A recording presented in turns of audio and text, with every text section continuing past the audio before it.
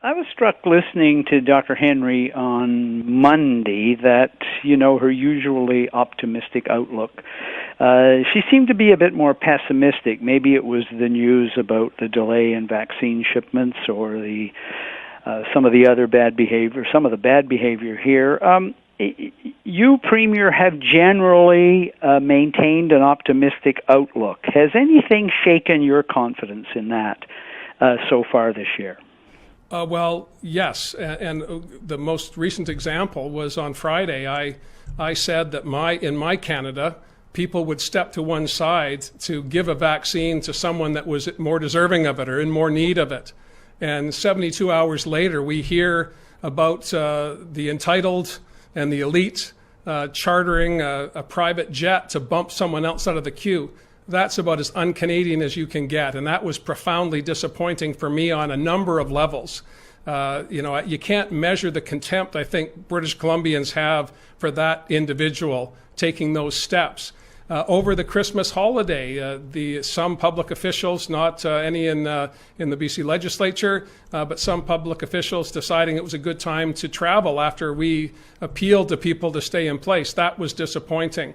But I have to say that I think our federation has worked better than it's ever worked before. Is there areas of improvement? Absolutely.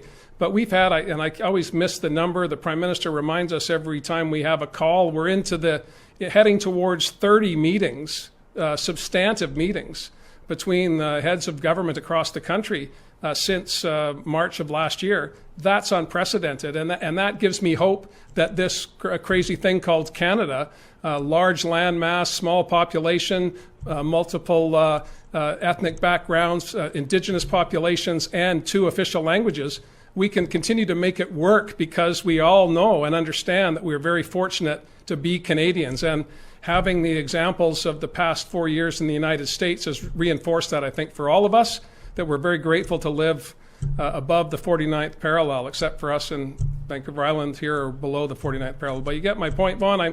I think I'm inspired by how Canadians have responded in this extraordinary time. Are there bad actors? There sure are, and that's disappointing.